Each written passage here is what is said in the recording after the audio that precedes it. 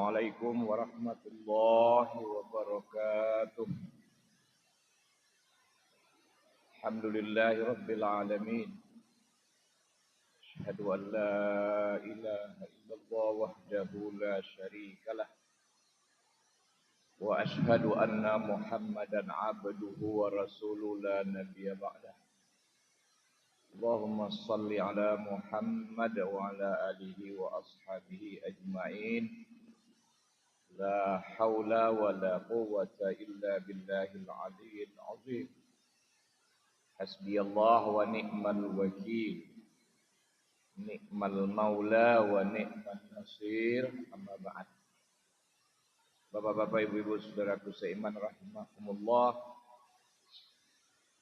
Allah mengingatkan kita, wa in ta'uddu ni'matallahi la tuhsuha. Kalau kalian coba menghitung nikmat Allah yang diberikannya kepada kita sebagai manusia, tidak ada satu alat pun yang dapat merekamnya. Atau sering kita maknai dengan kalian tak sanggup menghitungnya. Karena itu mari kita amalkan firman Allah, la in syakartum la azidannakum. Kalau kalian bersyukur, kata Allah, sungguh akan kutambah nikmatku buat kalian, rahmatku buat kalian. Dan mari kita hindari, wala in kafartum inna azabi lasyadid. Tapi kalau kalian kufur, azabku sangatlah dahsyat. Saudaraku seiman rahimakumullah,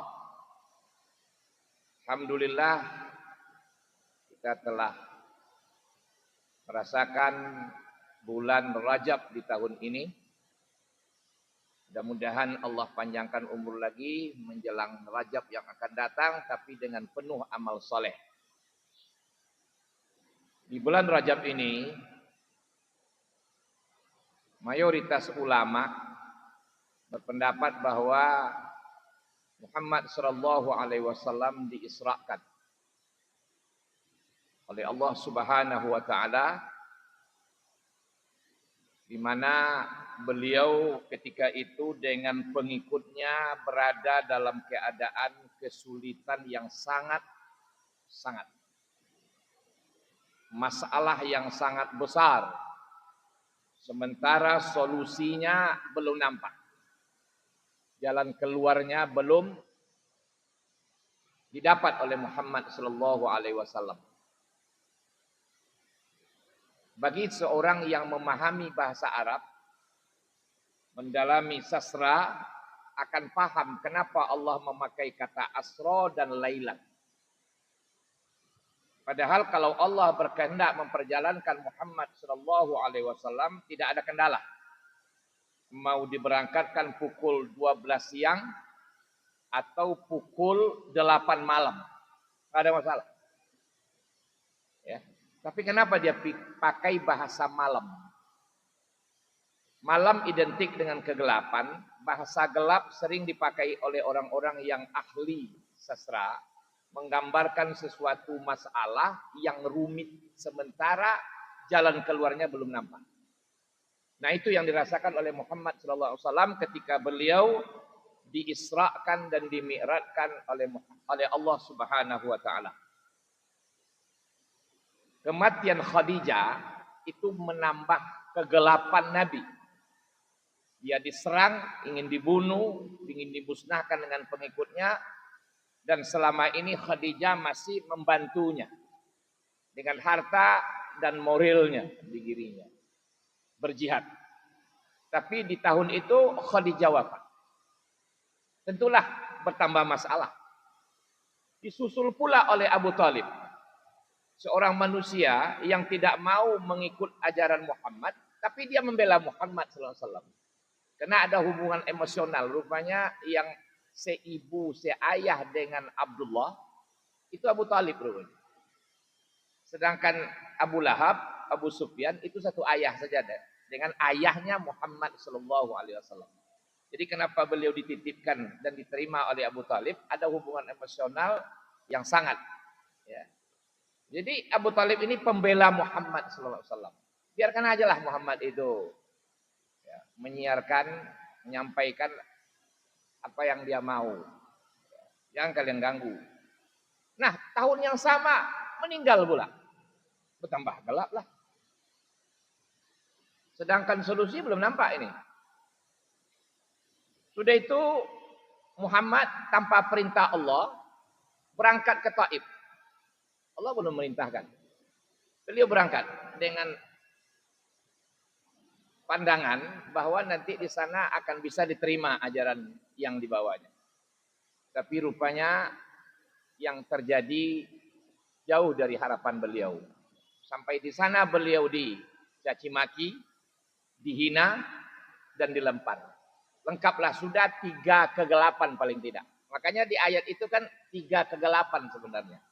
Jadi masalah yang berat dihadapi Nabi dan pengikutnya, sementara solusinya belum jelas. Gelap pertama tentu kata Asro. Gelap kedua tentu Lailan. Gelap ketiga 27 Rajabnya. 27 Rajab kan akhir dari terangnya bulan. Puncaknya kan purnama nih. Kalau 27 itu dah redup ya. Nah, mulai hilang cahaya. Nah, Bapak-bapak, Ibu-ibu yang saya hormati, apa yang ingin kita ambil dari sini? Allah berfirman, laqad kana fi qasasihim ibrah li ulil albab. Sesungguhnya di dalam kisah-kisah mereka, jadi kisah itu mungkin dari ayat qasas apa dari bahasa qasas ini, cerita atau sejarah. Itu ada pelajaran bagi ulul albab. Kata Allah. Jadi begini, kalau ulul albab baca sejarah, kisah-kisah, pasti dia dapat pelajaran. Kalau orang baca sejarah tidak dapat pelajaran, berarti ulul albab belum terdapat pada dirinya. Nah, siapa ulul albab? Ulul albab adalah dalam surah Al-Imran dijelaskan, allazina yadhkurunallaha qiyaman wa qu'udan wa 'ala junubihim wa yatafakkaruna fi khalqis samawati wal ardi rabbana ma khalaqta hadza batila subhanaka faqina azabannar. Al-Imran 190. Dimulai dengan inna fi khalqis samawati wal ardi wa ikhtilafil laili wan nahari la ayatin li ulil albab. Ulul albab adalah orang yang berzikir. Allah dizikirkannya, ciptaan Allah dipikirkannya. Itu ulul albab. Maka di ayat 269 Al-Baqarah Allah jelaskan, kalau orang sudah jadi ulul albab pasti dapat hikmah. Orang kalau sudah dapat hikmah pasti dapat khairan katsira. Kebaikan yang banyak. Nah, kalau boleh kita artikan, pernah kita ungkapkan di sini, khair itu di antara artinya kan benar, baik, indah. Nah, karena itu bisa kita artikan khair itu hebat. Jadi kalau orang sudah bisa mengambil pelajaran dari sejarah, dia akan jadi hebat dalam berbagai segi. Ya, saya ulang, orang kalau bisa mengambil pelajaran dari membaca sejarah, dia akan hebat dalam berbagai segi. Itu. Nah, sekarang Isra Mi'raj. Isra Mi'raj kan sudah sejarah bagi kita sekarang. Dan dia kisah. Nah, karena itu, apa pelajaran yang dapat dari Isra Mi'raj ini? Mudah-mudahan ini membuat kita ke depan menjadi hebat. Menjadi orang yang bisa mewujudkan firman Allah, kuntum khaira ummatin ukhrijat linnas. Kalian umat Islam adalah umat yang hebat yang ada di tengah-tengah manusia. Nah, pertama, bahwa dengan Isra Mi'raj Allah membuat Nabi dan pengikutnya supaya menghadapi masalah yang sebesar apapun harus optimis. Itu. Ini yang penting dulu. Jadi sikap optimis ketika kita menghadapi masalah sebesar apapun. Pasti akan bisa kita selesaikan ini. Maka Allah menghibur Nabi, memberitahu dengan kata subhana, kemudian ditutup ayat dengan sami'ul basir. Ini indah sekali ini. Ya. Sami artinya mendengar, basir artinya melihat. Muhammad, aku sebenarnya mendengar apa yang diungkapkan oleh lawanmu, apa yang kamu lakukan di Taif, ya, bermunajah, menangis kamu, aku tahu. Dan aku lihat perlakuan mereka kepada engkau itu, aku lihat gitu. Tahu aku. Karena itu, ketahui Muhammad, aku ini subhana. Kalau sudah aku bertindak, tidak ada yang mustahil. Bagi makhluk itu mustahil, bagi saya tidak. Nah ini dia, ini yang penting dulu. Kata subhana memotivasi orang mukmin, mendorong orang mukmin, membuat orang mukmin optimis, punya harapan baik bahwa sebesar apapun masalah akan bisa diselesaikan. Itu pertama. Kenapa? Karena nanti keterlibatan Allah. Yang kedua, untuk menghadapi masalah sebesar apapun, permantap SDM, sumber daya manusia.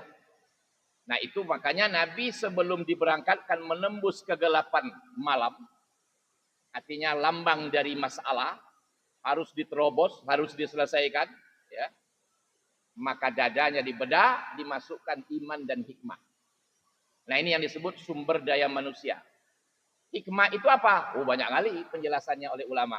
Tapi saya ambil hikmah adalah ilmu dan amal. Jadi ilmu yang diamalkan, amal yang berdasarkan ilmu. Amal itu bisa diartikan kerja. Jadi bukan asal kerja, tapi ada dasar ilmunya. Karena itulah nanti orang mukmin itu cerdas, bukan pintar. Orang mukmin itu cerdas, dan orang mukmin tidak akan pernah kerja keras. Dalam pengertian syaitani, dia bekerja cerdas. Kenapa? Karena dia beriman, dia berilmu, dia punya etos kerja yang tinggi. Jadi untuk menyelesaikan masalah seberat apapun, lengkapi diri kalian dengan iman yang mantap, ilmu yang mantap, etos kerja yang tinggi. Itu yang disebut SDM. Maka Nabi bersabda, laisal ghina an kasaratil aurat, walakinnal ghina ghinan nafs. Bukanlah kaya banyak harta, tapi kaya diri. Artinya apa? Kalau kalian disuruh pilih, kata Nabi, satu di antara dua, melimpahnya SDA, sumber daya manusia yang kalian miliki, atau kalian punya sumber daya manusia yang berkualitas. Nah apa itu? Dalam Islam yaitu iman, ilmu, dan etos kerja yang tinggi. Maka kata Nabi, pilih SDM. Kenapa? Karena orang yang SDM-nya berkualitas pasti akan bisa menguasai SDA yang melimpah. Tapi sebaliknya, hati-hati. Orang yang SDA-nya melimpah, tapi SDM-nya minim, dia akan dikuasai. Nah hari ini kita saksikan bersama, mudah-mudahan ini tidak terjadi lagi dengan anak cucu kita, Indonesia. SDA-nya apa yang tidak ada, bilang. Sampai-sampai sumber daya alam yang paling hebat di dunia itu di Indonesia yang ada. Di negara lain tidak ada. Coba, mana ada negara yang kayunya bisa menebang diri sendiri dengan rapi, kemudian dibuatnya nomor-nomornya. Tidak ada itu, hanya di Indonesia. Begitulah hebatnya Indonesia ini. Paham maksud saya? Paham kan? Coba. Di Aceh, di Sumut, di Sumbar. Gimana tuh? Di Aceh, kok ada aja kayu tumbang, dia sendiri yang motong dirinya rapi sekali, kemudian lengkap dengan nomor-nomornya. Kan begitu? Hebat sekali. Indonesia ini punya SDA. Nah, cuma SDM manusianya minim, maka kita dikuasai oleh yang lain. Nabi Muhammad SAW mengucapkan tadi, mantapkan SDM kalian. Maka beliau bukan sekedar mengucapkan, bukan sekedar berkata, tapi dipraktekannya. Mana itu? Setelah peristiwa Isra, di mana Isra Mi'raj sebenarnya kalau kita mau duduk, ya, memahami, mendalaminya, itu persiapan untuk berdirinya masyarakat Madinah. Nah, coba, beliau berangkat dari Mekah ke Yathrib, itu tidak bawa harta. Hartanya habis. Kalau sahabat diambil, dirampok sama orang musyrik. Jadi seolah-olah, ambillah kalian tuh. Nanti ada saatnya kami akan ambil lagi itu. Jadi beliau berangkat dengan apa? Dengan SDM-nya. Imannya sudah mantap, ilmunya sudah mantap, etos kerjanya tinggi. Maka lebih kurang 10 tahun, beliau di Madinah bisa menguasai politik, kekuasaan, bisa menguasai ekonomi, dan lain sebagainya. Itu pelajaran dari Isra Mi'raj itu. Itu yang kedua. Yang ketiga, supaya kita bisa menyelesaikan masalah adalah mantapkan diri menjadi hamba Allah. Maka di situ tak dipakai bi Muhammadin, tapi dipakai bi abadihi. hambanya. Nah ini satu kegembiraan bagi Nabi. Dengan Isra Mi'raj beliau langsung diakui oleh Allah sebagai hambanya. Kalau kita kadang-kadang kan mengaku aja nih, iyyaka na'budu wa iyyaka nasta'in. Kami hanya mau jadi hamba Engkau saja ya Allah. Tapi sudah diakui Allah belum? Kalau Nabi sudah. Setelah turun surah Al-Muzammil, beliau selalu salat malam, maka Fatihah itu ada pendapat 2 kali turun. Di Mekah turun untuk ayat salat dan di Madinah. Maka beliau sebelumnya sebelum salat fardu sudah salat, namanya salat malam. Ya ayyuhal muzammil itu. Nah, beliau sudah ngaku, saya mau jadi budak Engkau ya Allah. Waktu Isra langsung Allah bilang, betul Muhammad, kau hambaku. Jangan ragu. Kalau hambaku pasti ku bantu kau. Karena itu mantapkan diri sebagai hamba Allah. Mana ciri hamba Allah? Silakan buka masing-masing. Jelaskan kepada diri dan keluarga. Wa ibadur rahman. Itu cirinya. Jadi bisa dievaluasi. Saya ini sudah jadi hamba Allah, betul. Baca wa ibadur rahman. Adapun ciri dari hamba Allah ini. Begitu. Sudah berapa? 3. Optimis, siapkan SDM, mantapkan diri sebagai hamba Allah. Yang keempat. Nah, ini penting nih. Ini terjadi di Indonesia nih. Makanya tidak maju-maju kita. Apa itu? Harus seluruh pemimpin, seluruh penguasa yang sedang aktif dan yang sudah mantan harus bersatu. Tapi kalau tidak bersatu, bahaya. Mana pula pelajarannya itu? Bukankah Muhammad SAW seorang pemimpin? Bakal jadi pemimpin.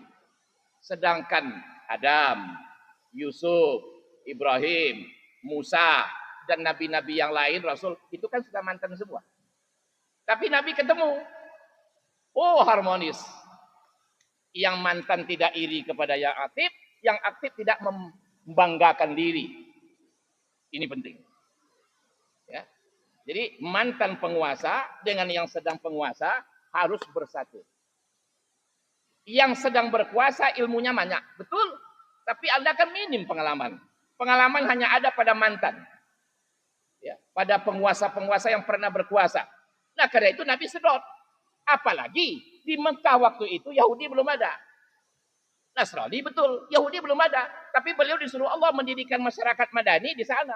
Di situ Yahudi pengacau. Maka Nabi belajar kepada Musa. Karena Musa menghadapi Yahudi. Itu Fir'aunnya, itu Qarunnya, itu Hamannya, itu Bal'amnya.